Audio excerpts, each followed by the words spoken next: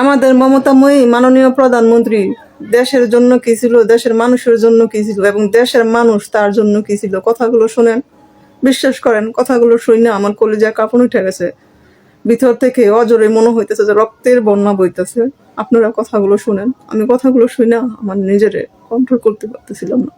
মাত্র 2 মিনিটের ঘটনা আমার জীবন পরিবর্তন করে দিল মাননীয় স্পিকার। বিশ্বাস করেন, সাক্ষী হিসাবে আল্লাহই যথেষ্ট।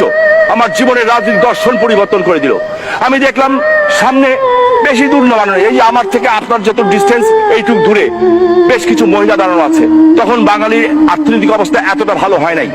শাড়ি পরা, ব্লাউজ নাই, বৃদ্ধা মহিলা, বৃদ্ধ লোক এবং ছোট ছোট কিছু বাচ্চা দূর থেকে হাত নাড়ছে জাতির পিতার কন্যার প্রতি।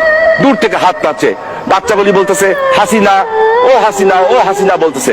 আমি হঠাৎ করে দেখলাম হেলিকপ্টার সিট থেকে আমার নেত্রী নিচে নেমে গেলেন। নিচে নেমে ওদিকে হাঁটা ধরলেন। এসএসএফ এবং অন্যান্য যারা আছে তাদের দায়িত্ব পালন করছে। বল স্যার স্যার স্যার আর যাবেন না। বললেন সরো তো, সরো, বাংলাদেশের মানুষ আমাকে মারবে না, সাধারণ মানুষ আমাকে মারবে না, সরো বলে আমাকে বললেন শামীম আয়। আমি পিছিয়ে গেলাম।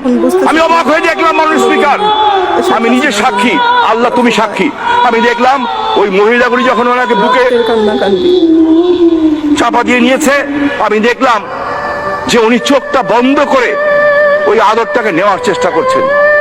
আমি দেখলাম মাননীয় স্পিকার, ওই বৃদ্ধ লোকগুলি যখন ওনার মাথায় হাত দিচ্ছে, আমি দেখলাম যে উনি ওই ভালোবাসাটা নেওয়ার জন্য আপ্রাণ চেষ্টা করছেন। এরপরে আমরা ফিরে আসছি, ওই বাচ্চাগুলি আবার চিল্লাচ্ছে ও হাসিনা, ও হাসিনা। নেত্রী আবার ঘুরে তাকালেন, তাকে হাসলেন। এবার হেলিকপ্টার উঠে বসলাম, আমি ওনার সামনে সিটে বসলাম। হেলিকপ্টারটা উপর দিকে উঠে আমি দেখছি, এখন আপনার সাথে অত কথা বলতে পারি না, মাননীয় প্রধানমন্ত্রীর সাথে বয়স হয়ে গেছে। উনি যখন হেলিকপ্টারে উঠলেন, হেলিকপ্টার উঠার পর দেখছি নেত্রীর চোখ দিয়ে পানি পড়ছে আর মুখে হাসি। আমি জিজ্ঞেস করলাম যে আপা, বলো কি? আপনি হাসছেন না কাঁদছেন?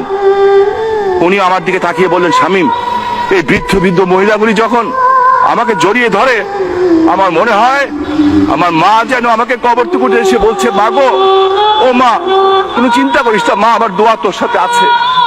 এই বৃদ্ধ লোকগুলি যখন আমার মাথায় হাত দিয়ে দোয়া করে, আমার মনে হয় আমার বাবা বলছে, মারে, ওদের জন্য কেউ নাই, ওদের ভাগ্যের। মাইক চালু থাকবে।